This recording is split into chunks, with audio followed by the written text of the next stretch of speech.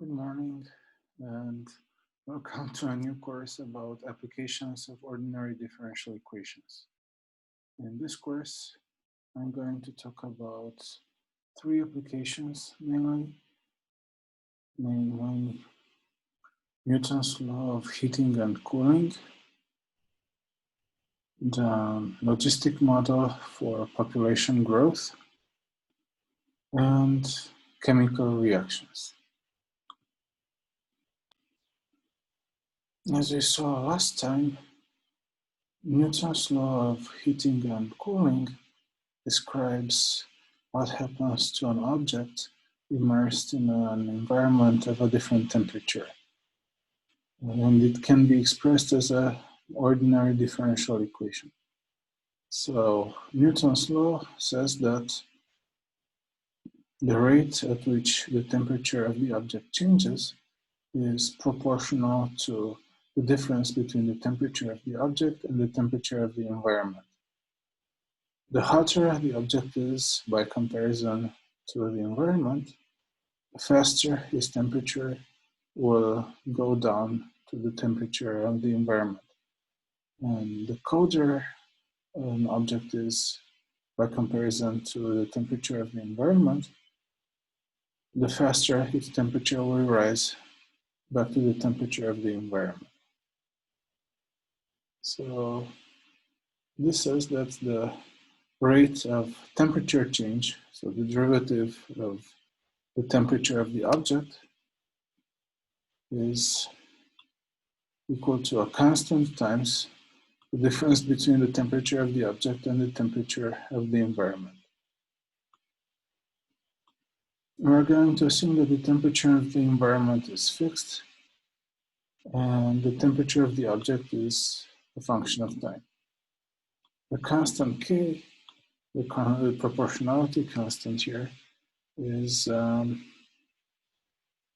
something that depends on the material from which the object is made and the nature of the environment.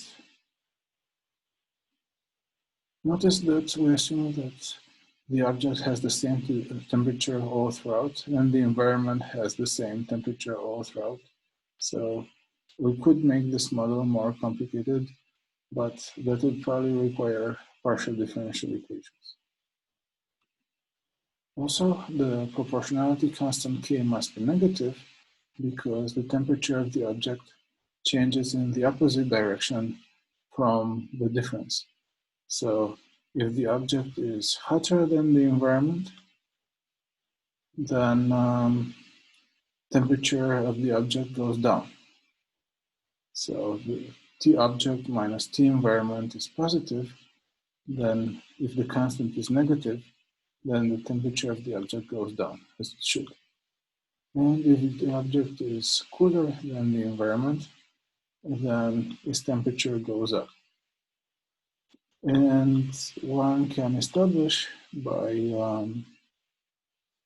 again, by experiment as Newton did, that the constant K is the same in both cases.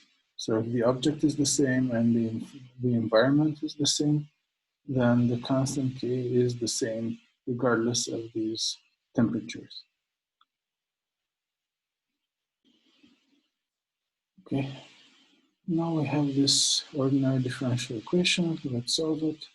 This is one of the simpler types of ordinary differential equations we have studied, in spite of all these objects with interesting names. So this one is a first order equation, first of all, and it is both separable and first order linear, as you can see. Let's solve it as a linear equation, just for a change. And then the unknown is the temperature of the object, and we can write the equation as the derivative of the temperature of the object minus K times the temperature of the object is equal to minus K times the temperature of the environment. Then the integrating factor is e to the minus kt, where t is time, and we multiply the equation by e to the minus kt, We form the derivative of a product on the left-hand side. And we get that the derivative of e to the minus kt times the temperature of the object is equal to minus k e to the minus kt times the temperature of the environment. Integrating both sides, we get that e to the minus kt times the temperature of the object is equal to an antiderivative of minus k e to the minus kt times the temperature of the environment. So despite all these notations, the only variable is lowercase t, which represents time. So this is just the antiderivative of an exponential, and we get e to the minus kt over minus k, but that cancels the minus k in front of it. We get e to the minus kt times the temperature of the environment plus a constant. So the temperature of the object, then we multiply the equation by e to the plus kt, and we get that it cancels e to the minus kt, and the temperature of the object is the temperature of the environment plus a constant times e to the kt. And here it's important that k is a negative number, so this means that as the time becomes very large, then e to the kt goes to 0. So c e to the kt is a transient term, and in the long run, the temperature of the object approaches the temperature of the environment exactly as we would expect. If we are given initial data, initial conditions, then we can find the correct value of the constant c. So solving the equation in general, on the previous page, we got the general solution. Temperature of the object minus the temperature of the environment is equal to constant times e to the kt. And then plugging in t equals 0. So if we look at what happens at the initial time t equals 0, then I get that the temperature of the object at time 0 minus the temperature of the environment is equal to c times e to the 0, so it's equal to c. So we found the value of c. C is the temperature of the object at time 0 minus the temperature of the environment. So we can rewrite the equation in terms of just this information. So the temperature of the object at time t is equal to the temperature of the environment plus the temperature of the object at time 0 minus the temperature of the environment times e to the kt. This is a formula that you may find, for example, in our textbook or something like this. And again, I want to point out that this formula is physically correct only when k is less than 0. So in that case, e to the kt goes to 0 as time grows large, as t goes to plus infinity, that is. And then all this term goes to 0 as t goes to plus infinity. And this says that the temperature of the object approaches the temperature of the environment as little t, the time becomes very large. Right, here's a typical problem for Newton's law of heating and cooling that you may encounter in this course. A cup of water at a temperature of 60 degrees Celsius is left outdoors where the temperature is 30 degrees Celsius. After 10 minutes, its temperature is only 45 degrees Celsius. How long will it take to reach 35 degrees Celsius? So notice that for most objects, we don't know the value of k ahead of time, so we must measure it indirectly, like we do it in this problem. We are going to find k from this sentence, from knowing that after 10 minutes, the temperature of the cup will have lowered from 60 degrees Celsius to 45 degrees Celsius. So that's how we're going to get K. So let capital T be the temperature of the cup, and then its derivative with respect to time is some constant times the difference between capital T and the temperature of the environment.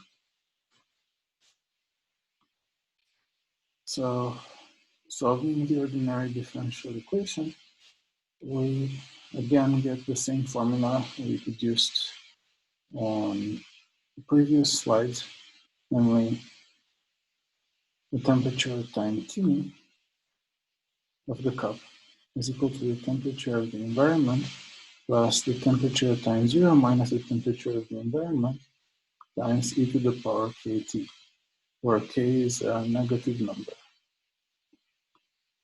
In this example, temperature of the environment is 30 degrees Celsius, and temperature of the water initially in the cup is 60 degrees Celsius. So the temperature at any time will be 30 plus 60 minus 30, which of course is 30 again, times e to the kt. And unfortunately, we don't know k yet. So this is what we use the second data point for. So after 10 minutes, the temperature is only 45 degrees Celsius. So we replace T, little t by 10, and we replace the temperature by 45. So after 10 minutes, the temperature is 45. And then we get 45 is equal to 30 plus 30 times e to the k times 10. And we do an algebraic computation. So 45 minus 30 is 15. 15 is equal to 30 times something. This means the something is 15 over 30, which is 0.5. So e to the k times 10 is 0.5. So k times 10 is natural log of 0.5. So k is natural log of 0.5 over 10. And as expected, we got k to be a negative number because natural log of 0.5 is a negative number. And now that we know k, we can plug it into the formula and we can compute exactly what temperature the water has at any given time and at what time the water has any temperature we want it to have. So we want to compute at what time the temperature will reach 35 degrees. So we plug in 35 for the temperature, and then this is equal to 30 plus 60 minus 30 times e to k times the time that we want to find out, t1. So solving this, 35 minus 30 is 5, 60 minus 30 again is 30, so 5 is 30 e to the k t1. 5 over 30 is 1 over 6, so k times t1 is natural log of 1 over 6. So t1 is natural log of 1 over 6 divided by k. And since we know k, we replace it by its value. And we get that t1 is 10 natural log of 1 over 6 over natural log of 0.5. And since natural log of 1 over 6 is again a negative number, we expect to get a positive value as we should. So the time after which the cup will reach 35 degrees is in the future because it's cooling down. It's not in the past, so T1 should be a positive value. And it turns out that it's approximately 25.85 minutes. So this is the answer to our problem. For the other two models that I'm going to discuss in this course, I am not going to assign any homework problems, at least I don't plan to. So this is a more theoretical discussion. The first model that I'm going to present now is the logistic population growth model, which is based on the logistic equation. So this is the derivative of the population with respect to time is equal to some constant times p times 1 minus p over q. So this is a modification of the previous model, which was exponential growth. In that model, we had that the derivative of p is just some constant times p. Now we have a nonlinear equation, so it's a constant times p times 1 minus p over q. Previous model was linear, this one now is nonlinear. And in this model, we have two parameters, whereas in that model we had one parameter. So the two parameters now are the growth rate r, and there's a second parameter, the so-called carrying capacity of the environment, k. So,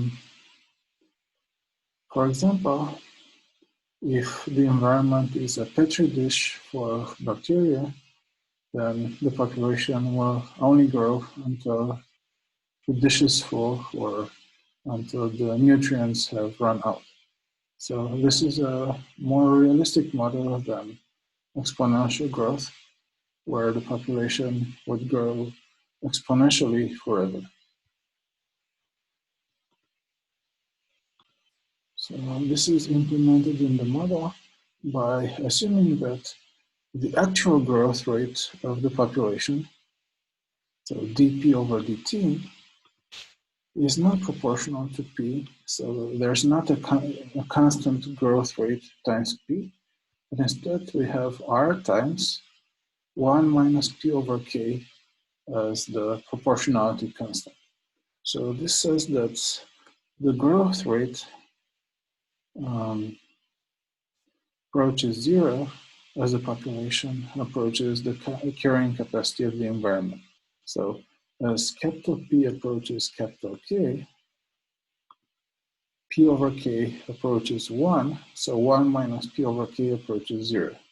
So growth slows down as the population approaches the carrying capacity. This is still very abstract. I mean, the module doesn't make any assumptions about the specific mechanism by which this happens. Like I said, maybe it's due to nutrients running out, or maybe it's due to crowding, to space running out, or who knows. There can be many possible mechanisms. So the model is sufficiently abstract that it can account for all these mechanisms.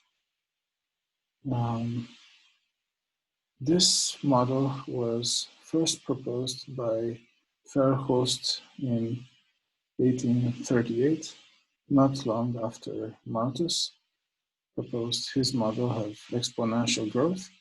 This is clearly more accurate, and this was the first ODE model actually used in biology. It turns out that, again, this is a much more realistic model for population growth than the exponential growth model, even though it is, again, highly simplified, and we could make it more complicated if we wanted to. So this equation, the derivative of p is equal to rp times 1 minus p over k, is called the logistic equation. And now let's solve it as an ordinary differential equation, forgetting where it came from. And well, notice that we already learned how to solve it. Namely, this is both a separable first-order equation, and it is also Bernoulli type. So we could solve it either way, but the chances are that it's simpler to solve it as a separable equation. So again, even though we have all these symbols in the equation, only two are really important, namely capital P, which is the unknown function, and T, which is time, which is the variable. The other two, R and K, are constants. So we want to separate the equation. We divide the equation by P times 1 minus P over K and multiply it by dt. So we write it in differential form as dp over p times 1 minus p over k is equal to r dt. Then we integrate both sides, and on the left-hand side we have to use partial fractions. So I have to use a partial fractions decomposition, and we would get 1 over p plus 1 over k minus p. This will be the partial fraction decomposition of this fraction. And then we get, when integrating, we get natural log of absolute value of p minus natural log of absolute value of k minus p plus a constant. And then this is equal to, on the right-hand side, the integral of r dt is rt plus another constant. And I just wrote the difference of the two constants. So natural log of absolute value of p minus natural log of absolute value of k minus p is equal to RT plus a constant. So now we take the exponential of both sides and we get that absolute value of p over k minus p is equal to a new constant, which is the exponential of the other constant, times e to the RT. So then p over k minus p is equal to C2 e to the RT, where C2 is plus or minus C1. And then we solve this equation. This is a first degree algebraic equation for P. So P is equal to K minus P times C2 e to the RT. And then this implies that P of T is K times C2 e to the RT divided by 1 plus C2 e to the RT. So the general solution of the logistic equation is P of T is equal to C2, well, some arbitrary constant C2 times e to the RT times K over 1 plus C2 e to the RT. And then if we plug in T equals 0 and try to solve this equation for C2, then following some algebra, we get that C2 is equal to P of 0 over K minus P of 0. So in particular, if P of 0 is bigger than K, then C2 will be a negative number. Okay, let's analyze this general solution just a little bit. It turns out that whenever P of 0 is bigger than 0, then our analysis will show that limit as t goes to plus infinity of P of t is equal to K. So let's check actually the behavior of this fraction. E to the RT Well, the growth rate of the population is a positive number. We can say that little r should be a positive number. So then e to the rt goes to plus infinity as t goes to plus infinity. Then if C2 is a positive number, then as t goes to plus infinity, this fraction will converge to capital K, because 1 is much smaller than the other quantities.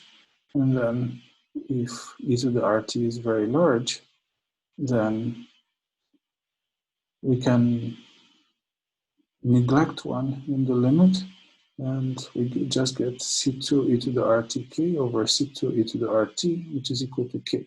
So this is in the limit as t goes to plus infinity.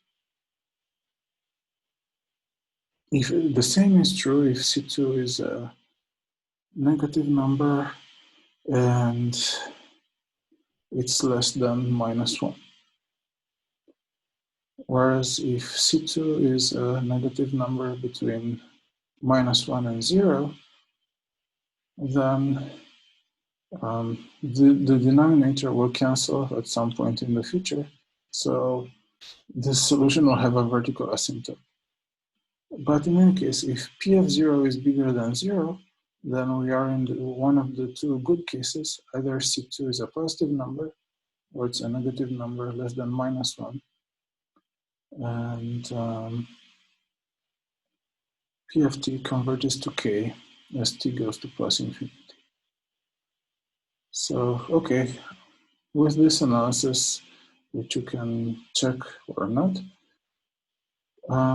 we get that regardless of the starting population, if we start with a positive number of individuals, which is a reasonable assumption, if this is population, if P describes some population, then regardless of the number of starting individuals, the population will, after a very long time, approach K, the carrying capacity of the environment. So if the population starts below K, then it will grow, but only up to K and no further. And if it starts above K, then it will decay back to K. So in any case, the population after a long time will be very close to the carrying capacity of the environment. This is much more realistic than unlimited exponential growth of the population that makes the population grow to infinity after a while. Since this is a separable equation, we have to check what happens when we divide by p times 1 minus p over k in order to separate the equation. So when I did that, we missed two solutions. P of t is equal to 0, and P of t is equal to capital K. So these are the two constant solutions that make the denominator vanish. So if p is 0 or if p is k, then this expression becomes 0 and we cannot divide by it. And so these are two solutions that we missed on the previous page, and they should also be part of the general solution. Both of these constant solutions are significant. Namely, the constant solution 0 says that if the population starts at 0, it will always remain at 0. So if there is no population to begin with, then it cannot grow. And the other solution, constant solution capital K, says that if the population is exactly at the carrying capacity of the environment, then it has no reason to either grow or fall, and it will forever remain exactly equal to the carrying capacity of the environment. So this is the sort of analysis that we are more interested in when dealing with such an equation than in computing the exact solution.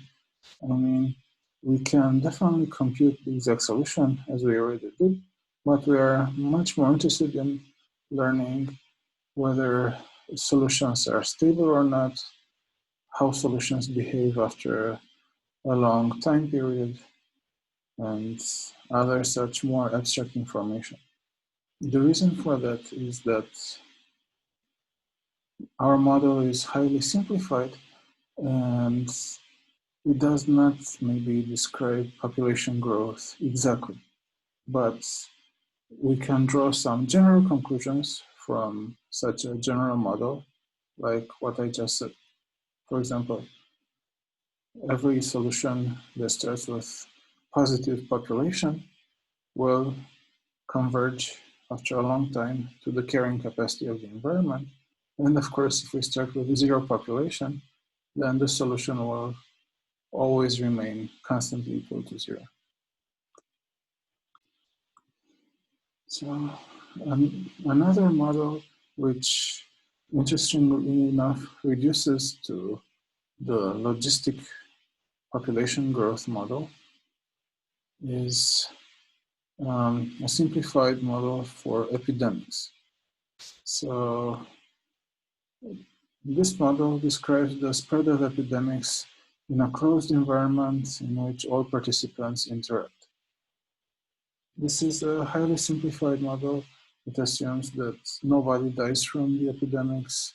It assumes that the propagation of the epidemic is almost instantaneous, so it does not take into account recovery time or spreading time or anything like that. So we assume that in, let's say, in a confined space, in a closed environment, we have a constant number of people, capital N. So again, one more simplifying assumption. And then let X of t be the number of people that have already contracted the disease, and Y of t be the number of people who are still healthy. So then for any time, X of t plus Y of t add up to N. And then we assume that the progress of the disease, so the speed of the spread of the disease, is proportional to the number of encounters between healthy people and infected people. So suppose that they shake hands indiscriminately, then the progress of the disease is proportional to the probability that a healthy person will shake hands with an infected person. So assuming that they keep shaking hands, then the spread of the disease happens at a speed proportional to X times Y. So the number of healthy people times the number of infected people. So if almost everybody is healthy and very few people are infected, then the epidemic spreads very slowly. If almost everybody is infected and just a very few people remain healthy, then again the spread will be very slow because it doesn't have anybody to spread to. It spreads faster when there's both some number of healthy people and some number of infected people, as you can check by looking at this formula. So then the ordinary differential equation describing the spread of this epidemic is the derivative of x with respect to time is equal to some constant times x times n minus x, where k is a constant that indicates how contagious the disease is. So given that the healthy people and the sick people are confined together, how fast the disease propagates from one to the other. But notice that if we make a small notation change, then this is actually exactly the same equation as the logistic equation, as promised. So we start with dx over dt is kx times n minus x. And then we factor capital N in the parentheses.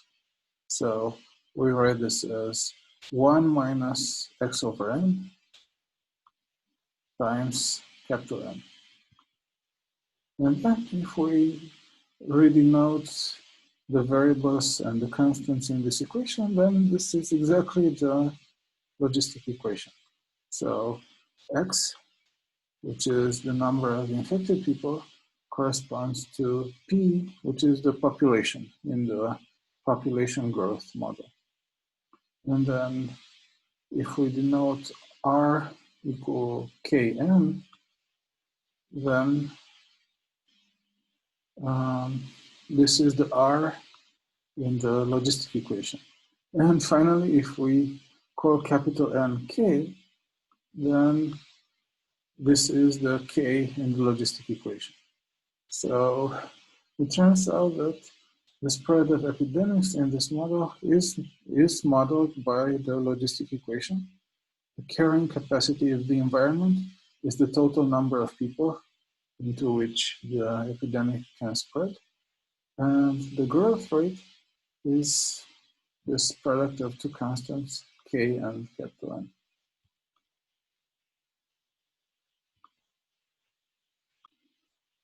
So this is a slightly different looking equation, a slightly different model, which in the end turns out to reduce to the logistic equation. This is a pretty common feature in the models that we have been looking at. It turns out that each of these equations, which are some of the simplest ordinary differential equations that we studied before, can be used to describe several natural phenomena, several scientific models, just because they are so simple that they appear in more than one place. Now, if we wanted to, we could make these models more complicated, even though their greatest advantage is perhaps exactly their simplicity. So because they are so simple, they have a lot of explanatory power. The details may be wrong, but they can explain a lot of things in a very simple manner. However, we could make these models more complicated, and people have done so. Usually, again, if one wants to understand a sufficiently complex phenomenon, then it's more natural to use partial differential equations instead of ordinary differential equations. Or at least systems of ordinary differential equations. So if a phenomenon is sufficiently complicated, then it probably cannot be described by just one ordinary differential equation. But let's see what we can do. So for example, for Newton's law of heating and cooling,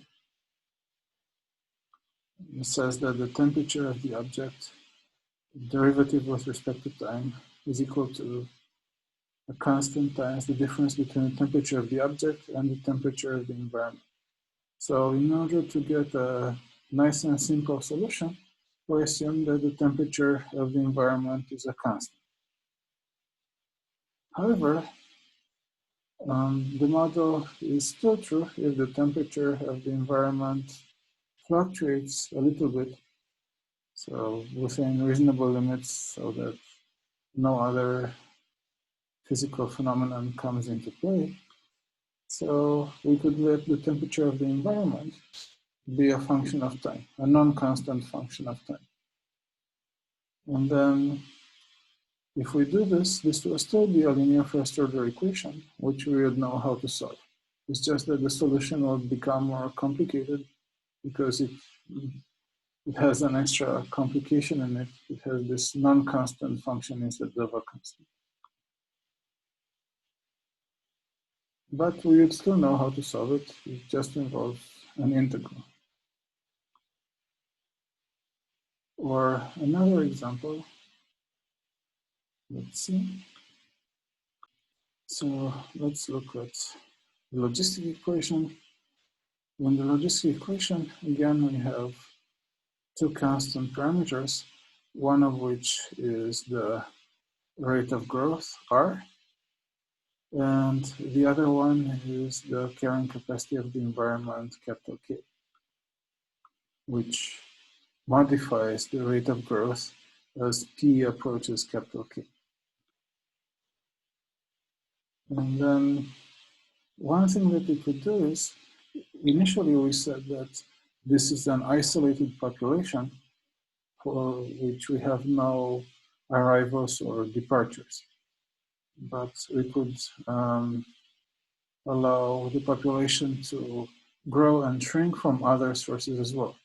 So for example, maybe this is the population of a fishery or of a, whatever, of a species of animals. And then we could assume that this is subject to economic exploitation, and then it is harvested at a rate h. So then, in addition to this term rp times 1 minus p over k, we would have minus h, which represents the percentage, actually not the percentage, the number of individuals who are harvested. Or maybe we could have some program that introduces more individuals from that species into the environment, and then we could have plus n on the right hand side here, where n tells us the rate at which individuals are added to the population.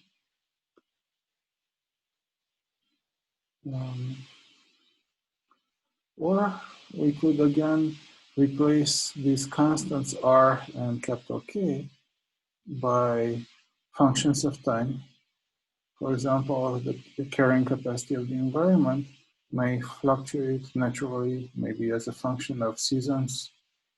And then it's more natural to assume that capital K is a non-constant function of time.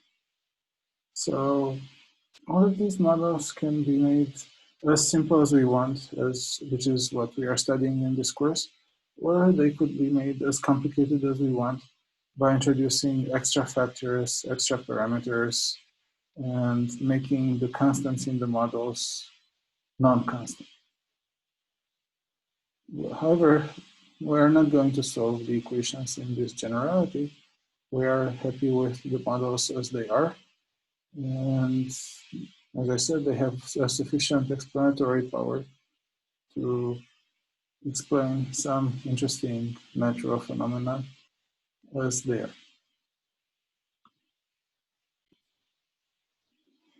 Okay, so one model that is also described by equations that we have studied is chemical reactions.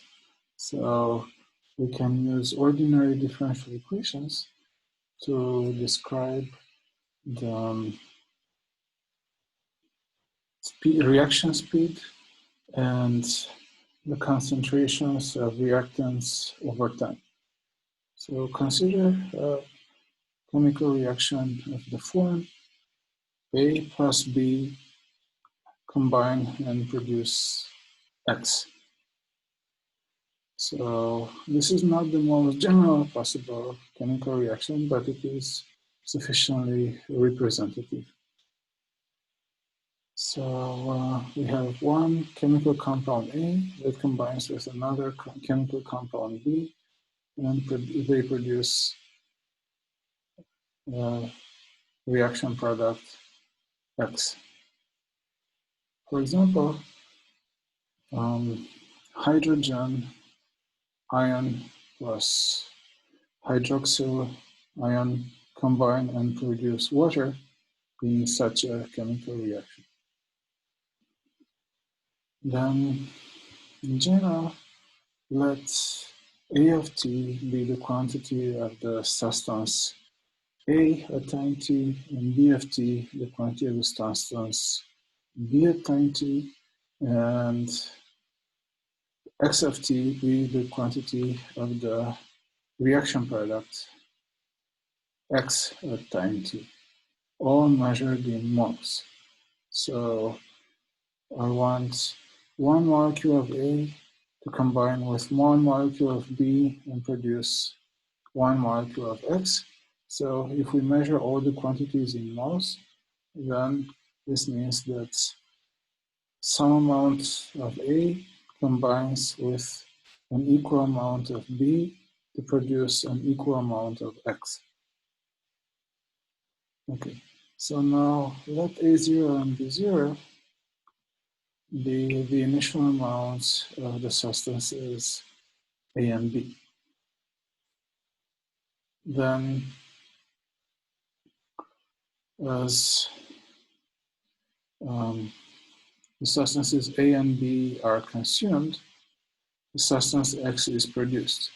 So since we are using these right measure units, then the initial amount of the substance A minus the amount of the substance X at time t is equal to the remaining amount of the substance A at time t.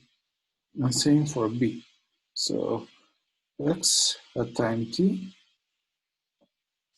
is equal to the difference between the initial amount and the remaining amount for the reactants. Then by experiment, one can show, scientists have obtained that many chemical reactions have a speed which is proportional to some power of the amount of the first substance remaining times some power of the amount of the second substance remaining. So at each time t, the reaction speed will be proportional to some power of A of t times some power of V of t. And I have denoted these powers by alpha and beta. So not all reactions have a reaction speed given by such a formula, and this also depends on the conditions. Maybe the reactants have to be well mixed or not, but in any case, so there is a wide variety of chemical reactions whose reaction speed is given by this formula. So it's a constant times the amount of the first substance raised to some power times the amount of the second substance raised to some other power. And the powers alpha and beta are determined by experiment. They are the same, they only depend on the reaction and on the experimental setup. They don't depend on the quantities of the substances. And often enough, they turn out to be integers or half integers, like 1/2 or 1 or 2. So these are some usual values. And the numbers alpha and beta, so these powers, are called the orders of the equation with respect to the two substances A and B. Their sum is called the order of the reaction. And this has no connection to the order of the ordinary differential equation. All these reactions that I have mentioned up to now are described by a first order ordinary differential equation.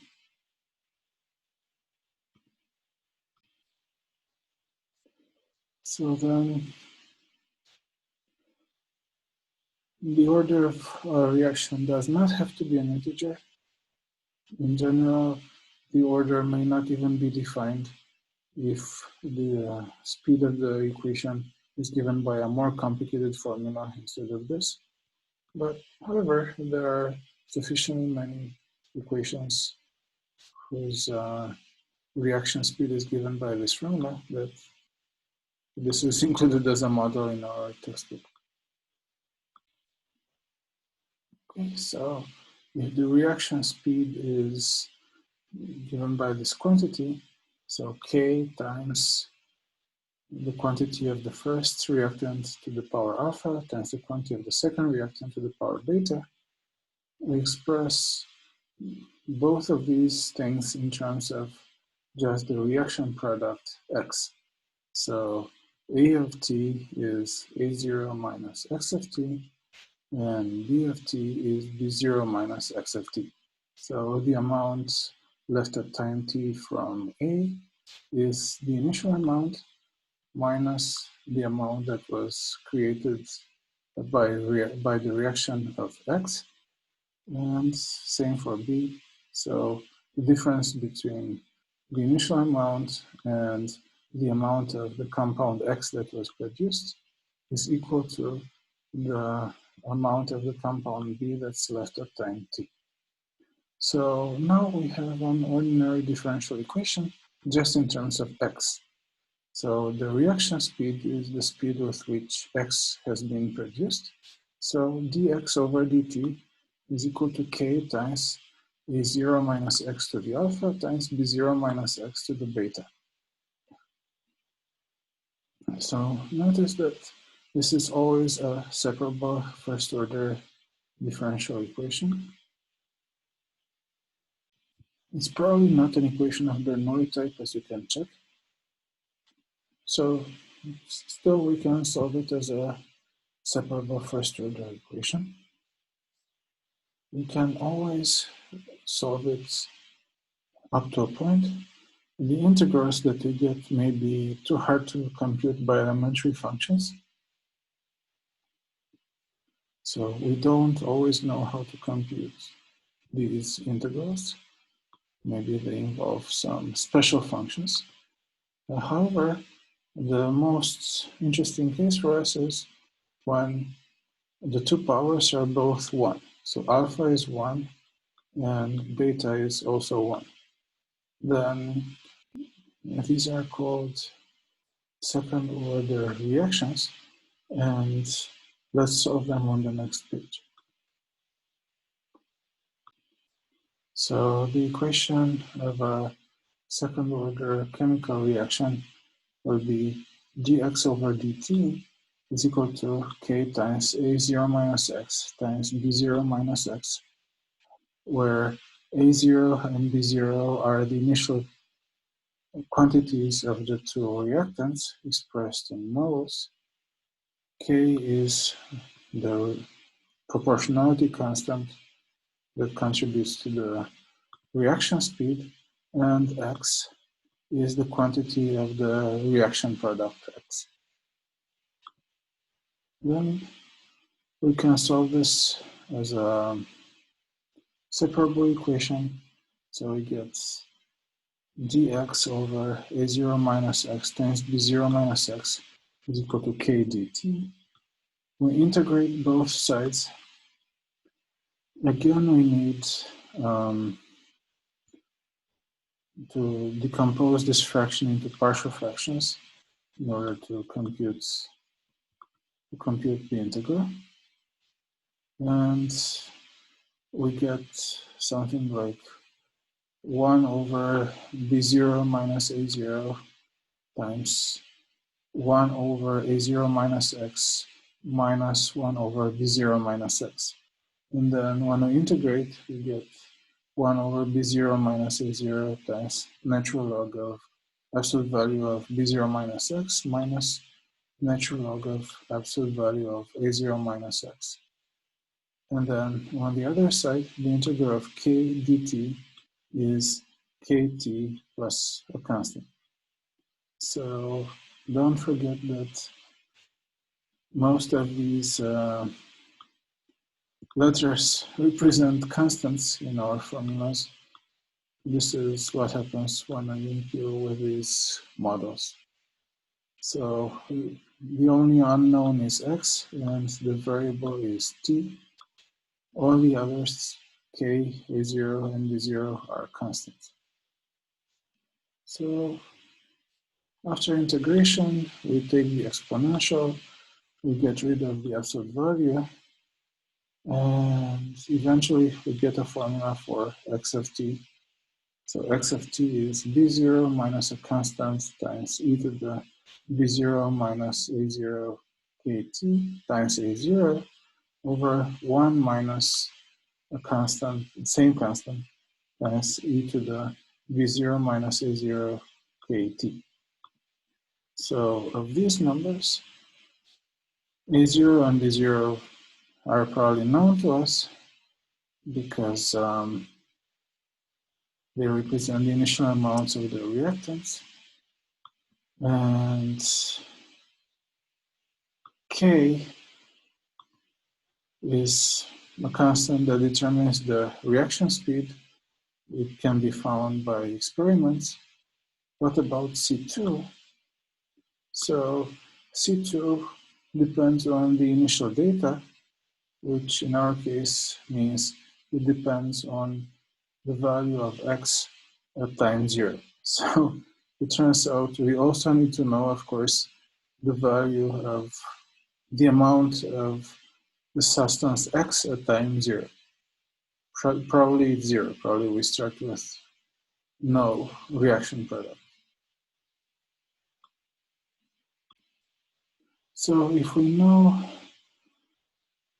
the amount of the substance x at time 0, if we know B0 and A0, so the amounts of the two reactants at time 0, and if we know this constant k that gives the reaction speed, which is determined by the experiment, then we can use this formula to compute the reaction speed, how long the reaction will take place, and the values, the amounts of the reactants all throughout the reactions.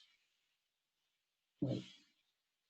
So these are a couple of models that we can solve now using first order ordinary differential equations. There are no homework problems involving either chemical reactions or the logistic model.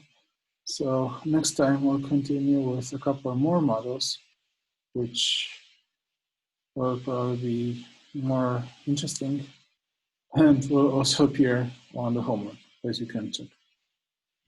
Thank you for your attention and have a great day.